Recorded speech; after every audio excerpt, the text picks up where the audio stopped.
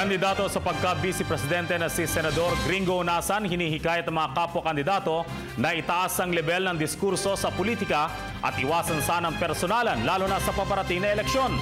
Ang report mula kay Jade Miguel. Nanawagan ang kandidato sa pagka-vice-presidente na si Senador Gringo Honasan sa kanyang mga kapwa-kandidato na itaas ang level ng diskurso sa politika at pagtuunan na lamang ng pansin ang kanya-kanyang plataporma sa halip na magsiraan. Ito ay matapos magkaroon ng palitan ng masasakit na salita ang dalawang kandidato sa pagkapangulo na sina dating kalihim Mar Rojas at Davao City Mayor Rodrigo Duterte.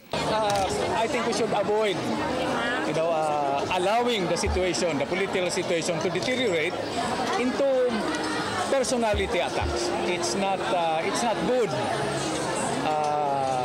on the eve of the election.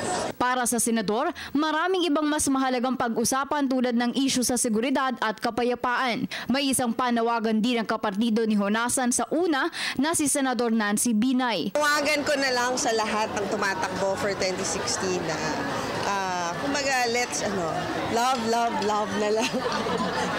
Dahil ngayon di ba, panahon ng pagkakaisa.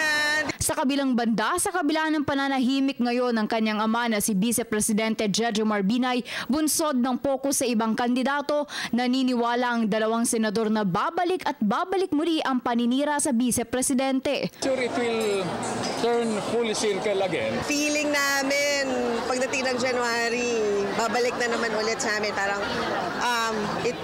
Parang nandun pa rin yung situation na babalik yung paninira na ginawa sa pamilya.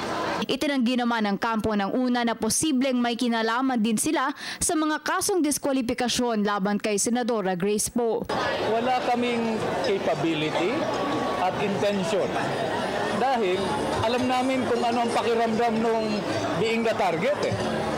Sustained targets. No? Para sa Telebisyon ng Bayan, Jade Miguel.